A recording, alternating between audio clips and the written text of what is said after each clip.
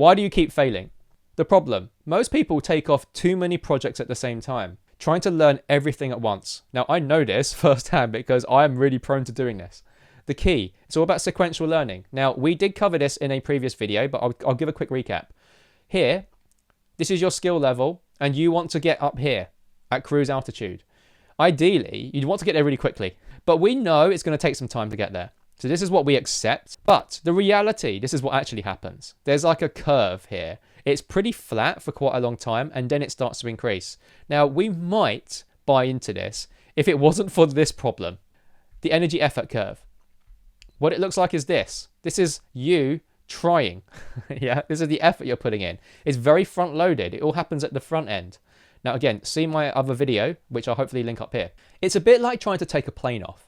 You need to get started. Very difficult, full throttle, seatbelts, everything, and it's pretty intense. And then you go up through the clouds, very turbulent, very bumpy, very difficult. And then eventually you get to this point, which is the unconscious habit.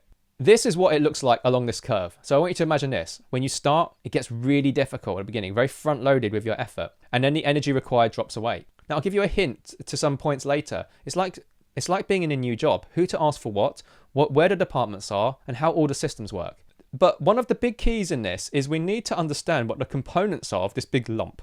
If we know all of the components of this will really unlock a lot of secrets to shrinking it. Most people get to this point and then they fall. This bit is nearly always hard no matter what skill you're trying to develop.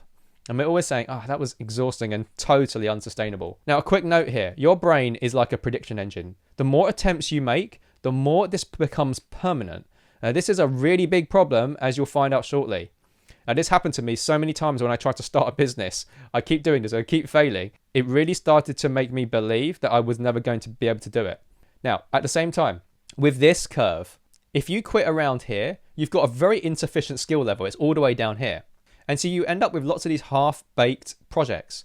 And it's kind of insult to injury because you've tried really hard, you've expended all your energy, and you've got nothing to show for it. And you just end up with loads of these. And I hear this, I used to experience this, and now I hear it so much from lots of clients. If you just hang in there though, you can slide along here, and then you get here.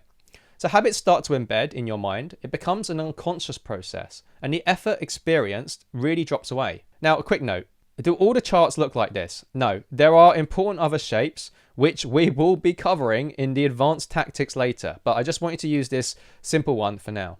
So we want to start climbing up this skill curve until we get up here. So we achieve the skill we require, and we become a highly skilled and competent and valuable person in this domain. Meanwhile, we also experience cruise mode, where it's effortless and fun. So in terms of graphs, we want to try and get this point, where you see the crossover. This is really, really important. And this is what we're going to be basing a lot of this around.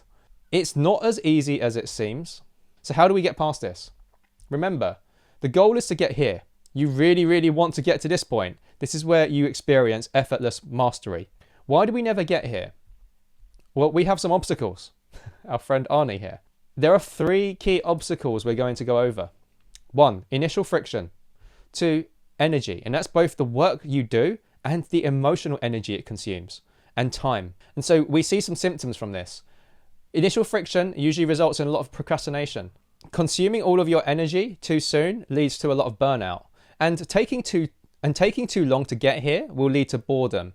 And in this stage, this difference, this yellow arrow, shows the difference. If we are here, we put lots of effort in, but we have very little output in terms of our skill level. So it feels painful, it's frustrating because it feels like wasted effort. This is much harder to endure in real life. It's all well and good seeing it in a graph form, but experiencing this, of trying really hard and not having any results, is really painful. This happens to me every time. And this is really bad in some of the sports I've picked, especially things like breakdancing. And there was a situation where I threw a plastic dumbbell at a mirror because I hated seeing myself trying to dance and I just couldn't get the hang of it. And we just get into this state. It's so hard. For contrast, if you can get to this point, you feel like this, where you have that effortless mastery.